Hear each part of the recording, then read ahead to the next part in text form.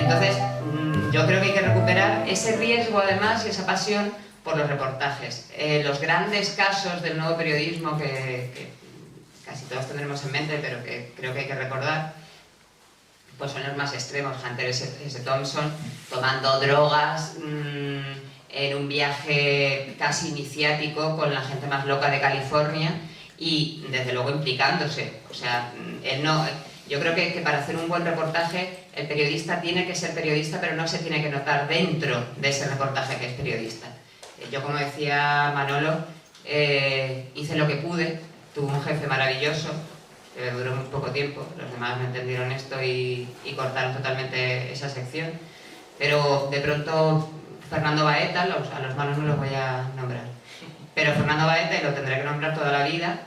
Yo intentaba, yo era muy joven, yo entré en el periódico en cuarto de periodismo y era súper joven y me entusiasmaba todo y yo quería hacer mil cosas y quería ser Tom Wolfe y me parecía todo el underground apasionante y me hizo caso y entonces yo le decía unas locuras increíbles y entonces me decía, venga, sí, venga, vete.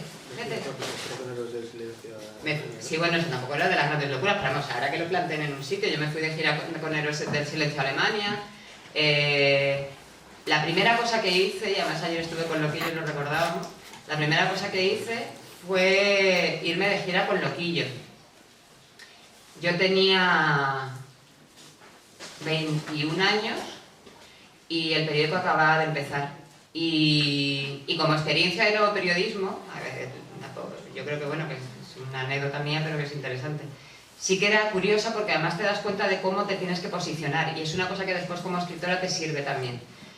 Tienes que ser objetiva por un lado, pero por otra parte no se tiene que notar que estás, lo cual es difícil porque claro, son todo tíos y estamos hablando de Loquillo, que no es precisamente una cosa muy... Una época súper salvaje de Loquillo, yo tenía eso, 21 años, era Loquillo y los trogloditas y yo iba en el autobús con ellos, entonces ahí aprendí que lo que me esperaba a lo largo de mi vida, porque ser crítica musical en un mundo donde casi todos los músicos son hombres y donde casi todos los críticos son hombres, lo primero de todo es que creen que eres idiota y que no tienes ni idea de nada. Eso tienes que demostrar que no es así y después es como que, bueno, si está bien aquí es porque es una groupie, también tienes que demostrar que no es así. Entonces ya cuando lo has demostrado, pues ya te empiezan a respetar, pero claro, cuando es lo primero que haces, pues claro, era evidente que yo iba allí como groupie y que además no sabía nada. Entonces era como todo el tiempo intentando hacer como que no, demostrar que tampoco quería, o sea, que había códigos y yo vi cosas que evidentemente no conté. O sea, a mí me dijeron, ¿por qué no lo haces? Lo haces en un día y medio, estas cosas. Todavía no estaba este jefe bueno. Lo haces en un día y medio y ya está. Y dije, hombre, en un día y medio es que ni me conocen.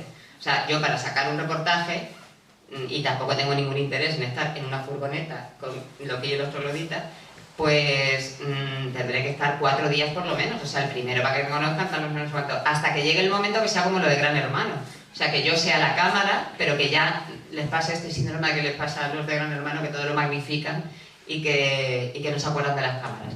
Pues que yo sea la cámara de la que no se acuerdan, o sea, que yo sea una más que está ahí y que ellos puedan reaccionar como quieran. Y que tengan la confianza de que si no sé quién se enrolla con una y está casado, yo no lo voy a contar en el reportaje. Pero que lo puedan hacer y que aunque yo no lo cuente en el reportaje, yo tengo una idea global de qué es lo que pasa. Bueno, pues eso tiene mucho que ver con el nuevo periodismo. Y de ahí yo creo que se pueden sacar piezas literarias, realmente. No se puede sacar una pieza literaria de una noticia. Se tienen que sacar piezas literarias de la experiencia. Lo mío no fue tan salvaje como lo de Hunter S. Thompson, pero sí que es verdad que yo creo que hay que vivir las cosas para poder contarlas con pasión. Otro de los grandes del nuevo periodismo, que para mí es mi favorito sin duda, es porque literariamente me parece que es mucho más riguroso, es Tom Wolfe. A mí Tom Wolfe me parece fantástico y sus reportajes periodísticos me parecen estupendos y sus novelas también, y sus novelas tienen mucho de realidad. Casi todas las novelas que ha hecho tienen mucho de ese punto de vista del espectador que está metido dentro de la alta sociedad neoyorquina o el relato de los chicos de la bomba, de los surferos californianos, que él está ahí Y hay veces que también toma ese punto de vista de la distancia, ¿no? Que yo creo que también es divertido. Y de autores actuales, a mí me gusta mucho un reportaje que después se publicó el libro de Foster Wallace, que es algo divertido que nunca más volveré a hacer.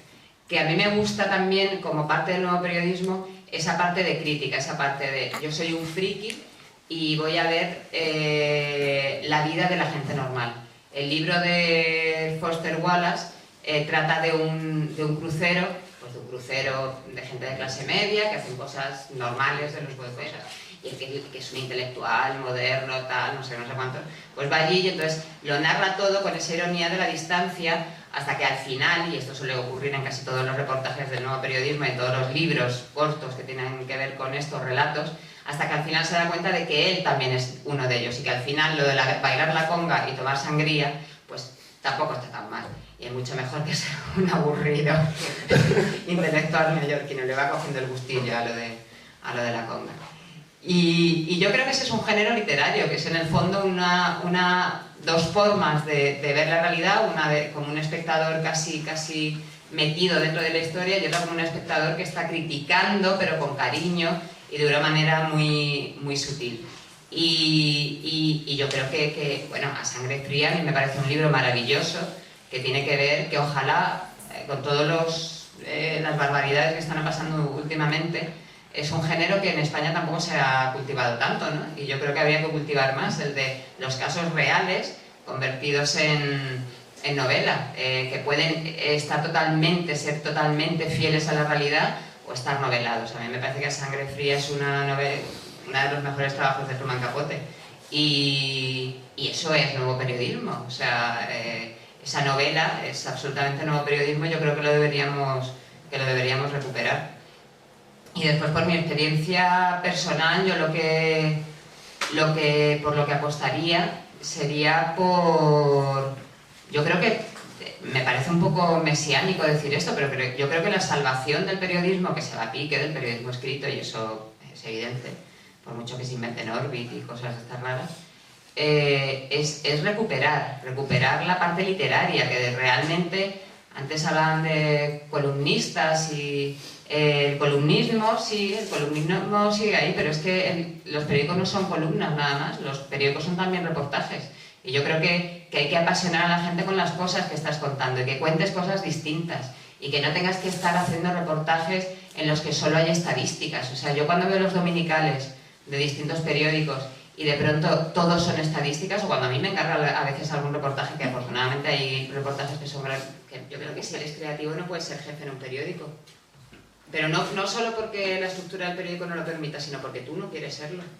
O sea, yo creo que si eres creativo y te gusta estar en la calle, para ser jefe tienes que estar en la redacción todo el rato. Entonces sí que es verdad que tienes que tener a gente que sea más funcionarial y más gestora. Pero esa gente gestora debería valorar la creatividad o rodearse de gente creativa. Pero no ocurre eso. Pero no ocurre. No, lo que valoran es que, hombre, yo es que creo que es surrealista que en España pase eso, porque yo estuve en la redacción del Guardian cuando estuve viviendo en Londres y la redacción del Guardian estaba siempre vacía. Como es lógico, o sea, ¿pero qué hace la gente en la redacción? Pero en España no, en España tú vas a cualquier periódico y está... Bueno, ahora ya no hay nadie, pero vamos, que cuando no habían echado a todo el mundo, estaba siempre llena y estabas 14 horas allí. Y yo me acuerdo que decía, a ver, que es que yo no es que sea vaga, que yo es que no quiero estar 14 horas aquí, que por supuesto no quiero estar, pero si no hace falta estar, ¿para qué estamos? O sea, vámonos a la calle. Y si yo hago cosas de música, pues déjame que me vaya a los locales de ensayo de la gente que está empezando, que lo mismo descubro un grupo maravilloso que podemos hablar de él. Al de cine, que se vaya a todos los festivales y vea todo lo del mundo. Si en esa época había dinero y se podía hacer. Y no, incluso así... Yo tuve esa excepción, que fue el suplemento de V del Mundo, que yo sinceramente creo que es de las mejores cosas que se han hecho porque todos los que teníamos inquietudes por hacer cosas, que después unos nos hemos hecho novelistas, otro es el redactor jefe del País, otro es corresponsal no sé dónde, o sea, da la casualidad de que todos los que hacíamos eso hemos terminado... Y publicaban relatos también. Y publicaban relatos. Y hemos terminado haciendo cosas que realmente merecían la pena. Y Y después cuando ya hubo los cambios era como, no, que queréis estar todo el día viajando. Pues sí, pero ¿qué tiene de malo? O sea, que soy periodista, ¿por qué no voy a viajar? O sea, yo es que son conceptos que no...